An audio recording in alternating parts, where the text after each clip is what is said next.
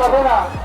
তুলো তুলিবে মনো তুলিবে ভাইয়া, জোর করে জোর করে জোর করে মনো তুলিবে।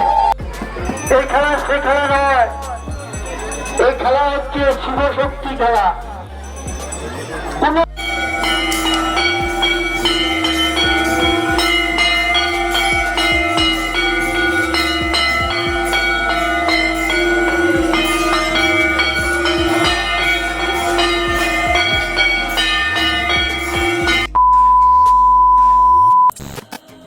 হ্যালো এভরিওয়ান, আশা করছি তোমরা সকলে খুব ভালো আছো। আমিও খুব ভালো আছি। তো পিয়া সরকার চ্যানেলে তোমাদের সবাইকে জানা অনেক অনেক ওয়েলকাম, আর নতুন একটি ভিডিওতে জানা অনেক অনেক স্বাগত। তো অলরেডি তোমাদের তো সকলের চড়কের ভিডিও দেখা কমপ্লিট, আর আমি কিন্তু চড়কে কিন্তু অনেক কিছু দেখেছিলাম, আর আজকে কিন্তু আমি ফার্স্ট টাইম গেছিলাম চড়ক দেখতে, আর তোমাদের সাথে সেটা শেয়ার করবো। তো চলো ভিডিওটা স্কিপ না করে প্রথম থেকে দেখতে থাকো। আর আমরা কিন্তু একদম গল্প করতে করতে চলে যাচ্ছিলাম চড়ক দেখতে। আর আমরা যখন প্রথমে আসি, দেখো এই সমাজবাড়ি মন্দিরটার সামনে দিনের বেলাতে তো এর একটা অপরূপ দৃশ্য থাকে, রাতের বেলাতেও তার কম নয়। এই মন্দিরটা খুবই একটা সুন্দর। তো আমরা কথা বলতে বলতে একদম চলে আসি চড়কের সামনে। আমরা ভেবেছিলাম প্রথমেই শেষ হয়ে গেছে, আমি কোনোদিন চড়ক দেখিনি, এটাই আমার ফার্স্ট টাইম। তো এসে দেখছি এখানে প্রচণ্ড ভিড়, আর ঘাটের ধারে চড়ক হচ্ছে, আর এটা তার আগের রাস্তায় আমরা এসে পড়েছি। তো ভাবলাম এখানেই দেখি। আর এখানে একটা আশ্চর্য ঠাকুরটা দেখো, শিব আর কালী পাশাপাশি দাঁড়িয়ে, মায়ের পায়ের নিচে কিন্তু শিব নেই। খুব একটা আশ্চর্য জিনিস এখানে এসে দেখলাম। তারপর দেখলাম এখানে চড়কের এই মাঠটায় তো প্রচুর ভিড়, কি করে সামনে যাব সেটাই ভাবছিলাম। আর কত লোকের ভিড় দেখতেই পাচ্ছ। আমরা তো ভেবেছিলাম ঘাটের ধারেই যাব, কিন্তু ঘাটের ধারে যাওয়ার আগে দেখলাম এখানটায় যখন শুরু হবে সবাই বলছে, তো ভাবলাম চলো এখানটায় আগে দেখে তারপরে ঘাটের ধারে যাব। তো যাই হোক, লোকের মাঝখান থেকে একটু চলে আসলাম মাঠের ভেতরে, যেখানটা চড়ক হচ্ছে সেখানে। আর এখানে এসে মানে খুব অনুভূতিটা একটা আলাদা রকম হচ্ছিল। দেখো কীরকম গায়ে কাটা দেওয়ার মতো। আমরা যেখানে একটা মানে হাতে সেফটি পিন ফুটলে বা একটা কাটা ফুটলে আমরা কতটা মানে আমাদের যন্ত্রণা হয়, আর এখানে সেই মোটা মোটা শিকের মতো এগুলো ঝুলিয়ে পিঠে গিতে সেগুলো ঝুলিয়ে আবার ঝোলা, এটা ভগবানের কৃপা ছাড়া কখনোই সম্ভব নয়। আর আমি জানো তো কোনোদিন এর আগে চড়ক দেখিনি, এটা আমার ফার্স্ট টাইম ছিল, যার জন্য এক্সাইটেডমেন্টটা আরও বেশি ছিল, কিভাবে কি হয় না হয় সেগুলো দেখার, যার জন্য একটু উৎসাহের সহিত মাঠের ভেতরে চলে গেছিলাম। আর এই চড়কের গাছটা দেখছো, এটা হচ্ছে একটা মানে কি বলো তো, আমার মা বলে এটা একদম মানে কি জ্যান্ত ঠাকুর বলে, মানে ভগবানের কৃপা ছাড়া কখনো হয় না। আর একটু ছুত ঘটলে না অনেক বড় বিপদ হতে পারে, যার জন্য অনেকে ছুত থাকলেও ভেতরে যেতে নেই, কিন্তু এগুলো মানতে হয়। দেখো এই মাঠটার ভেতরে কত লোক ঢুকে, আমি তো ভাবছিলাম এই গরমের মধ্যে, তার মধ্যে একটা ছিল কি বলতো, ঝড় আসবে এরকম একটা আবহাওয়াও ছিল, কিন্তু সবাই ডাকছিল যাতে কোনো ক্ষতি না হয়, ঠিকভাবে যাতে হয়। আর এখানে কিন্তু কতজন যে সন্ন্যাসী এই বর্ষি গেঁথে, যে পিঠে বর্ষি গেঁথে ঘুরবে, এটাই দেখছিলাম। মানে এক জায়গায় দেখি আমি এর আগে মানে অনেক ছোটোবেলায়, তখন আমি ধরো 3-4 পড়ি, ওরকমই মনে হবে, তখন শুনেছিলাম মানে একজনে ঘোরে, দুজন দুদিকে ঘোরে, কিন্তু এতজন হয় কিনা আমি ঠিক জানি না। একবার অনেক ছোটোবেলায় আমার দাদু ভাইয়ের সাথে গিয়ে দেখেছিলাম। তো যাই হোক, আমি এখানে এসে দেখলাম যে সবার যখন বড়শিগুলো পিঠে মানে লাগানো হয়ে গেল, তারপর এই যে ইনি হচ্ছে গুরুদেব, ইনি তারপরে এদের সাহস দেখিয়ে পিঠে বেশ ভালো করে ভর দিয়ে এনাদেরকে এই যে দড়িটা দেখো কিভাবে বাজছে। আর দড়িটা কিন্তু খুব বেশি মোটাও নয়, দেখো কতটা মানে কি বলবো, একটা আশ্চর্য, মানে এই পিঠের এই বড়শিটা ওই মাংসটার সাথে লেগে থাকে, আর কত জোরে জোরে ঘোরে, মানে আমি দেখে মানে সত্যি অবাক হয়ে গেলাম। দেখো কিভাবে গিট দিচ্ছে, এদের না আছে কোনো বেদনা, না আছে কোনো যন্ত্রণা, কিচ্ছু নেই, আর এরা তো মানে মজার সহিত মানে সমস্তটা। আর দেখো গুরুদেবকে ধরে কিন্তু এরা অনেকটা ভরসা দিচ্ছিল, আর ওখানে সামনে কিন্তু ঠাকুরকে অনবরত তারা দেখে চলেছিল, মানে অনবরত ঠাকুরের পুজো থেকে বলো সমস্ত কিছু কমপ্লিট করে তারপরে কিন্তু দেখলাম অনেক নিয়ম নিষ্ঠার সহিত এইটা বেশ শুরু হলো। আমার খুব ভালো লাগলো, আমি প্রথম মানে আমার জ্ঞান হওয়া অবস্থা আমি এই প্রথম দেখলাম, কিন্তু আমার খুব ভালো লেগেছে। বিশ্বাস করে এটা মানে ঠাকুরের কৃপা ছাড়া সত্যিই সম্ভব নয়।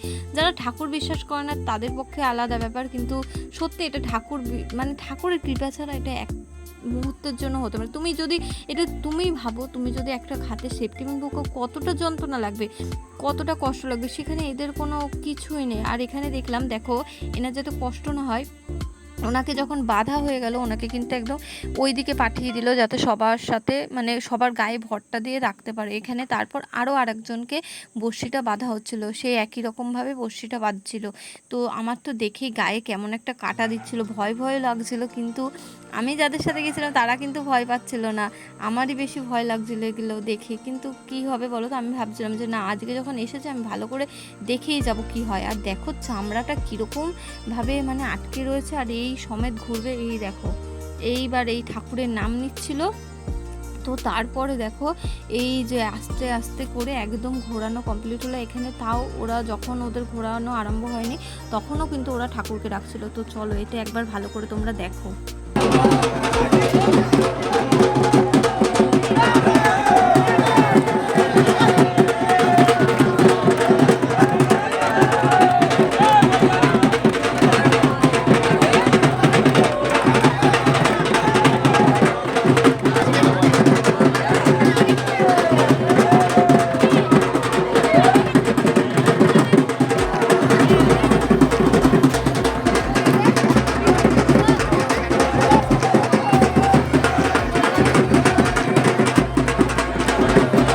তো তোমরা কি একটু ভালো করে লক্ষ্য করতে পারলে? দেখো যারা কিন্তু ঘোরাচ্ছে তারা কিন্তু হাঁপিয়ে যাচ্ছে, আর এনারা কিন্তু এক ফোঁটাও হাঁপাচ্ছেও না, উল্টে কিন্তু এনাদের যেন আরও বেশি শক্তি সঞ্চয় হচ্ছে। কোথার থেকে এত শক্তি পাচ্ছে বলো তো? ভগবানের কৃপা ছাড়া না ছাড়া কি একটা ফোঁটাও সম্ভব? আর এখানে দেখো শিবের ফটো হাতে নিয়ে এত সুন্দরভাবে ঘুরছিল না, মানে কি বলবো, সত্যি মানে অসম্ভব অসম্ভব। মানে এগুলো ভগবানের কৃপা ছাড়া সত্যিই সম্ভব না।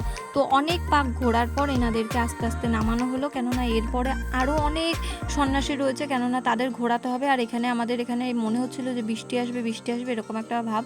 তো তারপর এনাদেরকে সেই যেখানটায় বাঁধা হয়েছিল সেখানটায় আবার এনাদেরকে খুলে দেওয়া হচ্ছিল, যাতে আবার পরে যেই দুজন হবে, মানে যেই দুজন চড়বে তারা আবার মানে রেডি করে তাদেরকে আবার নতুনভাবে করবে। এই যে এরা হচ্ছে এতক্ষণ করলো, চড়কে ঘুরলো, তারপর এরপর এই যে এরা আবার নতুন করে এরা আবার ঘুরবে।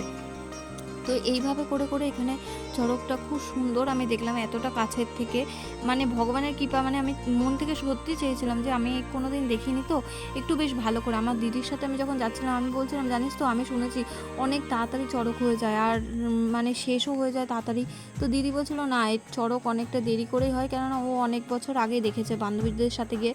আমার সেরকমভাবে দেখা হয়নি এতটা কাছ থেকে। তো আমি সত্যিই চেয়েছিলাম, আর ভগবান হয়তো চেয়েছিলাম বলেই হয়তো আমাকে এতটা কাছ থেকে দেখার সুযোগ করে দিয়েছিল।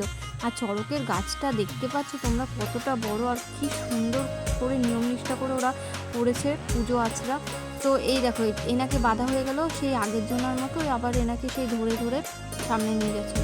তারপরে এবার আরেকজনকে খুলে আরেকজনকে লাগালো। তো ভাবছিলাম সবজনারই দেখবো, তো এই দুজনকেও দেখছিলাম। দেখো এদেরও কতটা সাহসের সহিত ভগবানকে প্রণাম করে, দেখো মানে কি বলবো, আমার খুব ভালো লেগেছে। দেখো যারা ঘোরাচ্ছে তারাই যেন মনে হচ্ছে হাঁপিয়ে যাচ্ছে, আর এদের যে কী শক্তি দিচ্ছে জানি না। তো এই দেখে আমরা চলে আসলাম একটু ঘাটের দিকে, মানে যেখানে চড়ক আমরা আসবো ভেবেছিলাম সেখানে।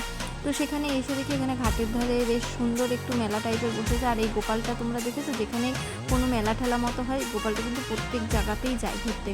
তো এটা হচ্ছে ফাঁসিতলা ঘাট, এখানে আসার কথা ছিল। তার আগে ওই রাস্তা দিয়ে চলে এসেছিলাম বলে ওই জায়গাটা আমি ঠিক নামটা মনে করতে পারছি না, সেখানে আমি চড়কটা দেখে নিয়েছিলাম। আর এখানে দেখি ফাঁসিতলা ঘাটে এসে প্রচুর লোকের সমাগম, ভিড়ে ভিড়ময়, সবাই ঘাটের ধারে বসে বেশ খুশি মনে গল্প করছে, সবাই সবার মতো করে রয়েছে। আর এখানে দেখেছো ঘাটের ধারটা, এখানে তো লোক আরও বেশি বসে রয়েছে, সব গল্প করছে। কলকাতা নয় তো কি হয়েছে, এটাও আমাদের একটা বেশ কলকাতার থেকে কিন্তু কম নয়। গঙ্গার ধারের হাওয়া কিন্তু একটা আলাদাই এনার্জি এনে দেয়। তো দেখতে পাচ্ছ এবার এই চড়কের এখানে যাচ্ছিলাম, এখানের ভিড়টা শুধু একবার দেখো, কি বলবো। আমরা এখানে ভগবান চেয়েছিল বলেই কিন্তু হয়তো আমরা ওখানে গেছিলাম, নালে কিন্তু এখানে আসতে এবারে আর আমাদের চড়ক দেখা হতো না। কেননা ভিড়টা দেখো, আর প্রত্যেকটা ওই বাড়ির ওপর দিয়ে পাঁচিল দিয়ে প্রত্যেকটা জায়গা দিয়ে। আর এখানে কিন্তু ছোটরা দেখতে পাচ্ছিল না, যার জন্য ঘাড়ের মধ্যে বসিয়ে তাদের দেখানো হচ্ছিল। তো এই করতে করতে আমরা চলে আসলাম কিন্তু একদম ঘাটের ধারে। ভাগ্যিস আমরা ঘাটের ধারে এসেছিলাম, ওইখানে থেকে এত গরম বিভৎস, মানে গরম, তার মধ্যে লোকের চাপাচাপি, ধুলো ধুলো। তো এটা ভগবান চেয়েছিল বলেই, মানে মহাদেব চেয়েছিল বলেই হয়তো আমরা ওখানে চড়কটা দেখে ওখানে গেছিলাম, নাহলে এবার আর আমার দেখা হতো না। তো দেখো এখানের ঘাটটা খুব সুন্দর। এখানে কিন্তু ওই একটা বড় গোপাল, তোমরা হয়তো আমার অনেক আগের ভিডিও দেখলে দেখতে পাবে যে একটা বড় গোপাল এই ঘাটের সামনে থাকে, মানে তার একটা মন্দির করা আছে। তো সেই গোপালটা মানে এইবারে হচ্ছে পুরনো হয়ে গেছে, সে অনেকটা মানে পুরনো হয়ে গেছে, তার জন্য তাকে ওই গঙ্গার ধারে বসিয়ে রাখা হয়েছে, আবার নতুন গোপাল পুজো করা হয়েছে। তো সেখানে বেশ কিছুটা টাইম সময় মানে কাটিয়ে আমরা চলে আসলাম আবার সমাজবাড়িতে। তোমাদের তো যাওয়ার সময় সমাজবাড়িটা দেখানো হয়নি, দেখেছিলাম বাইরে থেকে যে বেলুন সাজিয়েছে, তো কী ছিল বুঝতে পারছিলাম না।